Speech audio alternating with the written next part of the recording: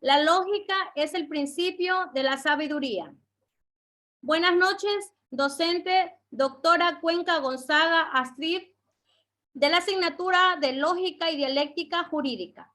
Y compañeros, el grupo número 2 de la carrera de Derecho Modalidad en Línea de primer semestre, nos hacemos presente con nuestro trabajo de exposición con el tema Clasificación del Pensamiento Lógico, conformado por los compañeros Anthony Huasco, Janina Chamorro, Karina Moreira, Paul Robalino, Brian Ramos y quienes habla Delia Vélez.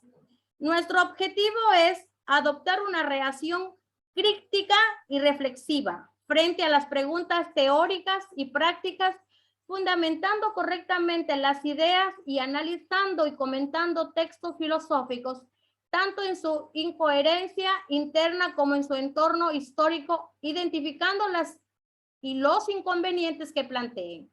Como introducción tenemos que dentro del estudio de la lógica y mirando la clasificación del pensamiento, encontramos que hay tres partes principales: razonamiento formal, razonamiento factual y el razonamiento dialéctico, que permite una mejor clarificación del conocimiento basado principalmente en la manipulación de la mente, y es una herramienta indispensable utilizada en la ley de acceso que permite la construcción de argumentos y así tomar una resolución óptima.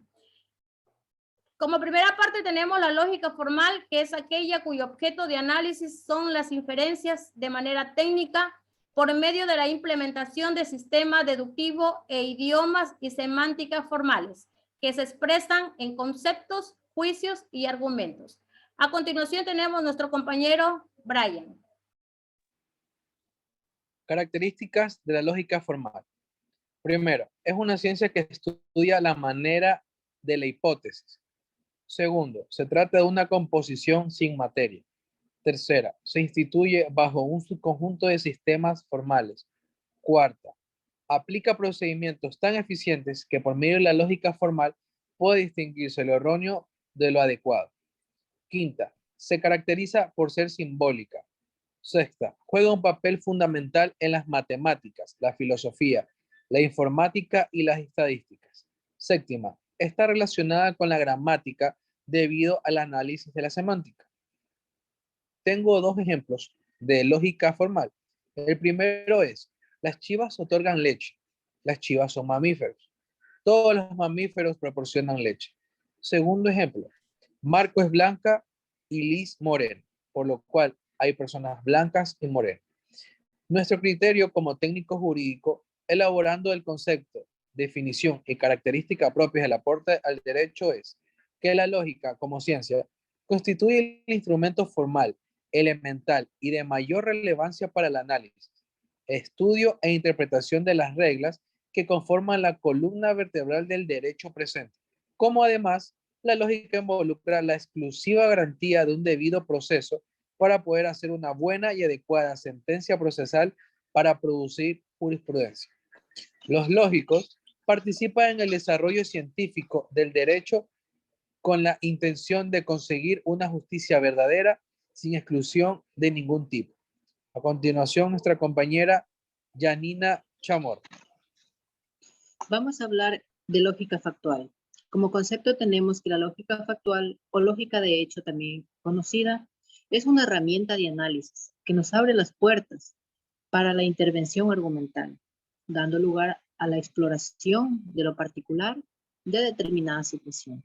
Como definición, hemos llegado que la lógica factual toma como base principal la filosofía racional al argumento y el mismo que nos lleva directamente a un diálogo donde el individuo se manifiesta desde su punto de vista, prevaleciendo siempre la coherencia lógica y la aplicación pragmática. Como características, la ciencia que estudia de la manera de hipótesis, a diferencia de otros tipos de lógica que estudian solamente lo material, se basa en la coherencia entre la observación y la experimentación. Todo su proceso de prueba es demostrado a través de la praxis. Son temporales y a su vez incompletas. Tenemos unos ejemplos que dicen, Juan es un obrero. Todos los obreros poseen conocimientos. Entonces, Juan posee conocimientos. Otro ejemplo. La manzana es una fruta. Todas las frutas contienen vitaminas. Entonces, la manzana contiene vitaminas. Tenemos también el aporte en las ciencias y en lo personal. Debido a su principal característica, que consiste en el desarrollo del pensamiento del ser humano y en función a la razón, nos permite hacer uso de nuestro raciocinio para elaborar, analizar y concretar ideas que nos permitan llegar de una toma de decisiones y argumentaciones factibles para poder solucionar los diversos problemas que se nos presentan. A continuación, nuestro compañero Paul Robalín. Bueno, vamos a hablar de nuestro criterio como técnico jurídico. El derecho es un conjunto de normas que definen deberes y reglas que dan autoridad, establecen las bases de la convivencia social, cuyo objeto es garantizar un nivel mínimo de seguridad, certeza, igualdad, libertad y justicia para todos los miembros de la sociedad. En términos generales, el derecho es el sistema jurídico que rige las relaciones que se establecen dentro de un país determinado o en otros estados. La palabra derecho también puede significar justo, exactamente o solo la frase con derecho. Significa algo que pertenece a alguien por la igualdad de justicia, como los derechos humanos, los derechos de los niños y los derechos civiles. El derecho consiste en una serie de normas y leyes definidas formalmente por las leyes de cada país o estado olvidadas en derecho objetivo o subjetivo, derecho natural o activo. Derecho civil y penal en las ramas de derecho incluyen derechos en áreas específicas, como por ejemplo el derecho político, el derecho alimentario, derecho militar, derechos humanos, entre otros. A continuación, mi compañera Karina Moreira.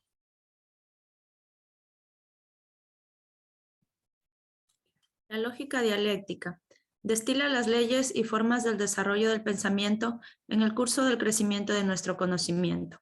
Otro principio general es la unidad de lo histórico y lo lógico.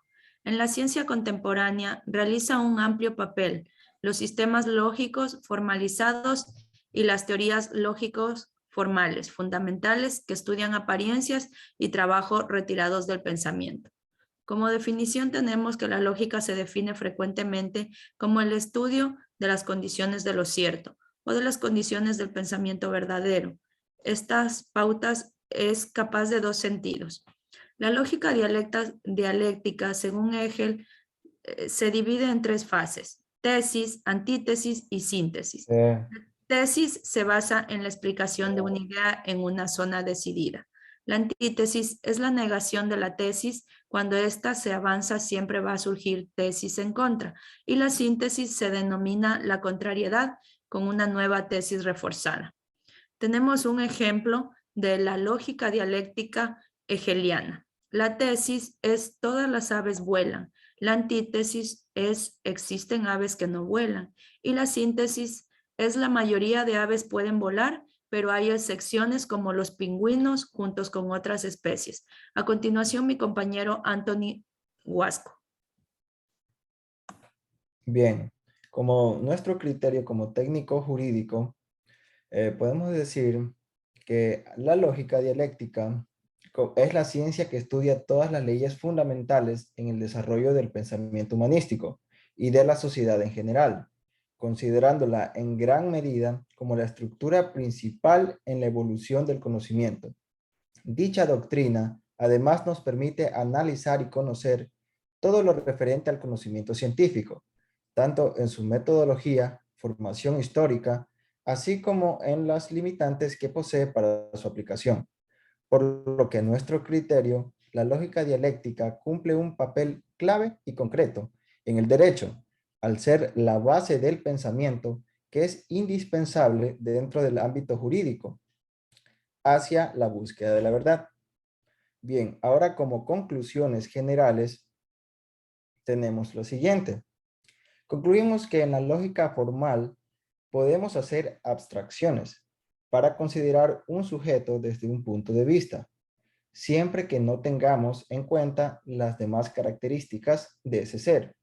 Tenemos claro que la lógica formal es donde se puede estudiar con una forma de pensar clara y correcta. Asimismo, nos queda claro que el razonamiento en los arbitrajes nos ayuda a analizar los pros y los contras de una investigación para poder estructurar adecuadamente la argumentación, sobre la cual debemos tener enunciados claros y convincentes. Bueno, esto fue todo por parte del grupo número 2. Agradecemos muchísimo por su atención.